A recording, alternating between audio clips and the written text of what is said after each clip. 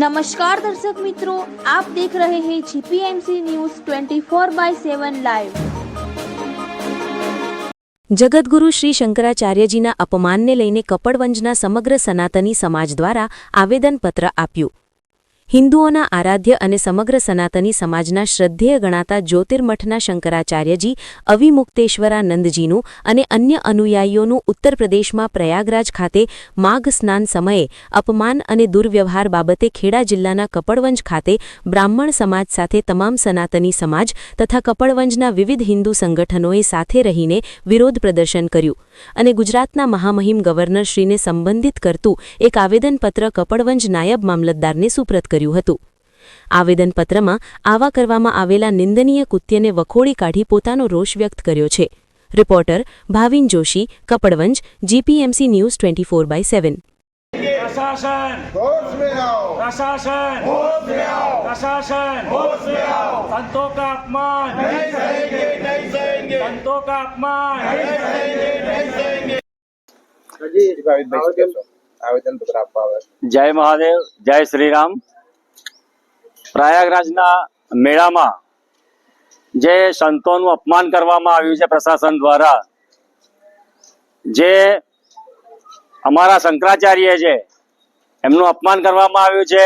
અવનવર હિન્દુ સમાજને ટાર્ગેટ બનાવીને સંતોને, મહંતોને જે પ્રમાણે બદનામ કરવામાં આવે છે, જે પ્રમાણે એમનું અપમાન કરવામાં આવી રહ્યું છે, એના અનુસંધાનમાં અમે આજ રોજ અહીં સૌ સંગઠનો સાથે મળીને અહીંયા આવેદનપત્ર આપવા માટે આવ્યા છીએ। આજે કપડવંજ મામલતદાર ઓફિસે।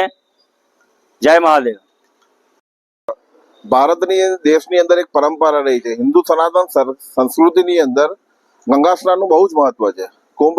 કુંભ દર 12 વર્ષે ભરાય છે। એમ જ્યારે પણ સાધુ સંતો ગંગા સ્નાન કરવા જાય ત્યારે એમના માટે એક અલગ પ્રોટોકોલની વ્યવસ્થા જાળવવામાં આવે છે। સરકારશ્રી દ્વારા, પ્રશાસન દ્વારા એક કાયમની એક પ્રોટોકોલની વ્યવસ્થા છે। ભારતની અંદર હિન્દુ સંસ્કૃતિની અંદર કાયમ ધર્મ સત્તા પ્રથમ અને રાજ્ય સત્તા એના માર્ગદર્શનમાં ચાલે છે। ધર્મનું હિત હોય એ પ્રમાણે રાજ્ય સત્તાએ વર્તવું જોઈએ। હિન્દુ સનાતન ધર્મના મુખ્ય અને જગતગુરુ શ્રી એવા શ્રી અવિમુક્તેશ્વરાનંદ સરસ્વતી મહારાજ જ્યારે પ્રયાગરાજમાં પોતાનું અમાવસ્યાનું સ્નાન કરવા જઈ રહ્યા હતા ત્યારે નાના બટુકોના હાથમાંથી દંડ ખેંચી અને એમના શિખાઓ પકડી અને એમને રોકવામાં આવ્યા। એક હઠ પકડીને પ્રશાસને એક હિન્દુ સમાજના મુખ્ય સંતનું અપમાન કરી અને એક સામાન્ય એક 50 મીટરની દૂરી તય કરવા માટે બી એમને રોકવામાં આવ્યા। બ્રાહ્મણોને પકડી એમની શિખાઓ પકડીને મારવામાં આવ્યા। સાધુ સંતોની ઉંમર જોયા વગર એમની પર અત્યાચાર ગુજારવામાં આવ્યો। ભારતની સંસ્કૃતિ આવું નથી શીખવાડતી। આપણી સંસ્કૃતિમાં આટલા વર્ષો દરમિયાન પહેલી વાર પરંપરાઓ ત્યાજી અને સંતોનું આવું અપમાન સમાજ જોઈ રહ્યો છે। હિન્દુ સનાતન સમાજ અને દરેક સંગઠનના સમાજનું સામાન્ય હિત હોય છે કે જેમાં સમાજ અને ધર્મનું કલ્યાણ હોય એ બાબતમાં સદાય ધર્મગુરુ માર્ગદર્શન કરતા આવ્યા છે।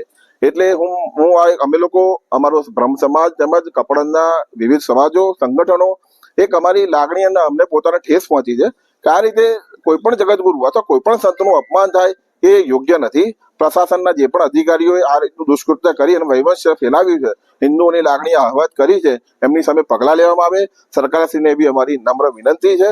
જય જય પરશુરામ, હર હર મહાદેવ, જય શ્રી રામ।